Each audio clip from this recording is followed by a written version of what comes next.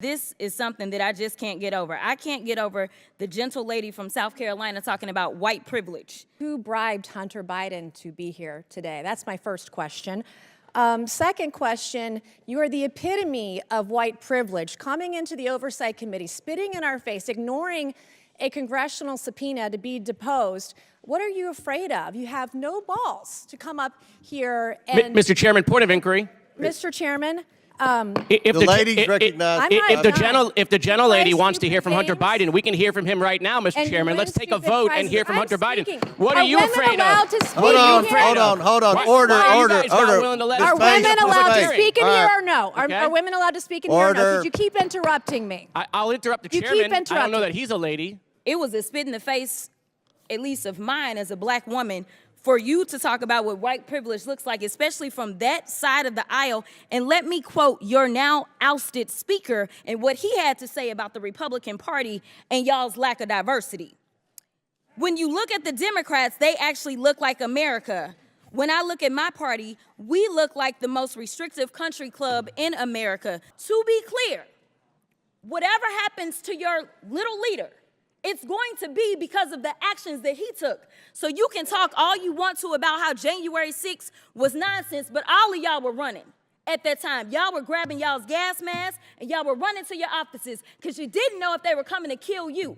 You should have cared that somebody was there to protect you, but instead you want to play games because you found out that it was your leader that decided that he wanted to propagate an insurrection on our country. So don't tell me that you care about the Constitution, because you don't. All you care about is Trump getting reelected, and I'll yield the last of my time to my leader. Joe Biden is the definition of dark money. How much money did his family get paid off, and how are his bills paid? Joe Biden got bribed, and it was to the tune of millions and millions of dollars, and the left wants to normalize the of bribery. Like, I just cannot get over the fact that we're going to normalize this and we're calling Joe Biden's bribery, quote, a specific topic. No, it's bribery. It's money laundering.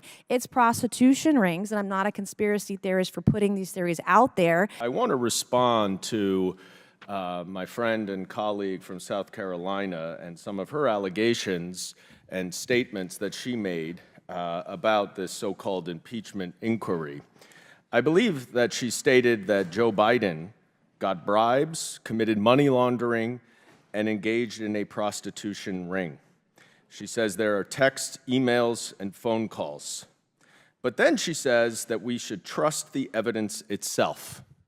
And with that, I agree, because the evidence itself shows absolutely no connection between Joe Biden and any of those allegations. So we are now entering into what is so-called an impeachment inquiry, ostensibly because the Republicans say they need more information, and that somehow by the Speaker of the House unilaterally declaring an investigation, an impeachment inquiry, that changes this committee's authority. It does not. I was accused by my colleague on the other side of the aisle about my white privilege. I want to say, number one, as the former ranking member of the Civil Rights Subcommittee under Chairman Raskin last session, I take great pride as a white female Republican to address the inadequacies in our country. I come from a district where rich and poor is literally black and white, black versus white on most days. I am very well aware of our rich history and try to recognize it as best as I can in the position that I have, and I resent the fact that you're going to throw that in my face up here. I'm one of the few people that you'll see on my side of the aisle trying to do the right thing for the right people every single day. It was a very beautiful speech by the gentlelady who, as she mentioned, was helped lead on the now majority side, the Civil Rights and Civil Liberties Subcommittee. But I think it's so exemplary of the point that she also oversaw the elimination of the Civil Rights Subcommittee on this committee, which really kind of gives the whole game away. We show up, we give speeches, we give flowery words, but at the end of the day, participate in the structural erosion of the rights and representation of people that are marginalized, women, people of color, people that just need to see their due process and civil liberties protected in this country. But I will move on. As also the Republican side had mentioned in their many raisings of the January 6th committee, that it's not just Hunter Biden, you, me, any individual subject to equal treatment under the law, to be held up to accountability under the law, but it is also these committees and this committee that is subject to oversight and law. We must comply with the law here as well. Now, I may be one of the very few people that actually believes in Congress, in this country, but I do, and many of us do here. And we have an obligation to engage in good faith participation to execute and comply with the subpoena. The chairman said in front of the country several times to Hunter Biden, you can show up here in front of the world, in front of the public. Hunter Biden took him up on that offer. He said, I will show up in public.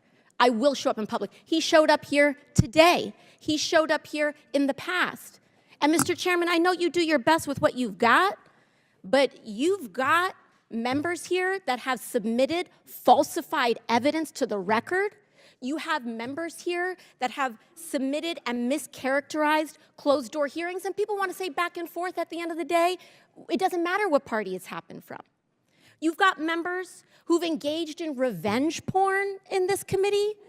So it is understandable why Hunter Biden would want to testify in front of the public for the American people to be able to witness that testimony for themselves. You've got members who've defied subpoenas. You've got members who we are 1 year into the term asking what the rules are at the beginning of the committee. The book was given to us on day one. Okay, all right. So we love the Constitution today. And we also want to talk about foreign money coming in.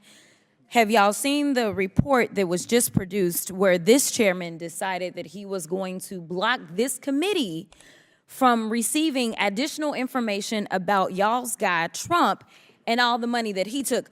From what we did receive, we know that Trump got almost $6 million that we can account for, and we know that there's more there. From China specifically, we found almost $8 million total that he accepted from foreign governments while he was serving as the president of these United States. But we're concerned about the president's son who has not been involved in his administration. I just want to run it back, though, to the very beginning, because this is something that I just can't get over. I can't get over the gentle lady from South Carolina talking about white privilege. So let me tell you something. Y'all don't know what white privilege looks like, but I'm gonna show you a little bit of something. You see, you want to talk about a two-tier justice system, and this is the only time that y'all have ever referenced it, when this country has a history when it comes to black and brown folk of having two separate sets of rules.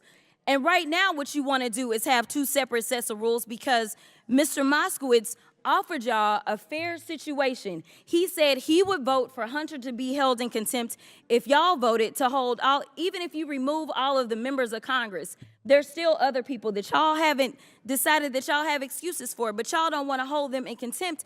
But for some reason, it makes sense to hold Hunter Biden in contempt, who has tried to comply. And let me tell you why nobody wants to talk to y'all behind closed doors, because y'all lie. That's just the bottom line. You have done it thus far in this investigation. You have done it this far as it relates to this committee. In every single hearing, y'all spin, spin, spin. I don't know how y'all are still standing right now, because you should be quite dizzy from all the spinning that you're constantly doing when it comes to spinning the truth. You talk about free and fair elections, but you back a guy who we know tried to steal the election. And this isn't about what Democrats have to say. Let me remind you, for those of you that don't know how the justice system works, it's not a matter of the president went in and indicted Trump, but we are talking about grand juries. Grand juries are comprised of American citizens, and the people that have entered pleas of guilty that will be flipping on your leader in a minute, they are Republicans. I do want to point that out. And half of them were Republicans that were handpicked by Donald Trump himself. This committee has been investigating these allegations for more than 8 months. This committee of House Republicans have obtained more than 12,000 documents, pages of bank records, more than 2,000 suspicious activity reports, numerous hours of witness testimony, texts, emails. And the problem they have is not that they can't get the evidence. The problem they have is that the evidence does not support their allegations. And so why are we going to spend the next few months on a bogus and sham impeachment inquiry? Because Donald Trump wants them to. And Donald Trump has been calling them and urging them to do it because he was impeached twice. One of those impeachments of Donald Trump was because he tried to extort the president of Ukraine to investigate Hunter Biden. The president of Ukraine refused. Unfortunately, House Republicans don't have the spine that President Zelensky has, and they are now doing Donald Trump's bidding. Let me move on to the topic today, and I know that my colleagues would like to narrowly focus this hearing on their sudden grave concerns about third-party litigation funding. That's right, my Republican colleagues are having a hearing to criticize and restrict the free market from investing in litigation. Well, how could that possibly be that the party of free markets would want to restrict the free market? Well, I know why. Because big corporations and special interests don't like the fact that independent investors can support litigation that otherwise would not be able to be brought because of the expense. And I also find it ironic that Republicans are criticizing third-party funding in legal proceedings when they themselves have engaged in the same kind of third-party funding. And I'd like to ask unanimous consent to introduce for the record an article entitled FBI Whistleblowers Admit Taking Money from Ex-Trump Official. It's no surprise that the Republicans are doing the bidding of the same special interests who have been spending massive amounts of money, of dark money, to control the Supreme Court. But the odd thing is that we're here talking about the ethical issues of third-party litigation funding and not the ethical issues in the Supreme Court. In June, I led a letter of 18 former prosecutors and law enforcement officials urging the Chief Justice to abide by his own declaration that he would take care of these ethics concerns, and saying that if he were to do that appropriately and seriously, he would first have to establish an independent investigative body within the court that can provide transparency and accountability, and two, that he would have to establish a dedicated ethics council to provide advice to the justices on their ethical issues.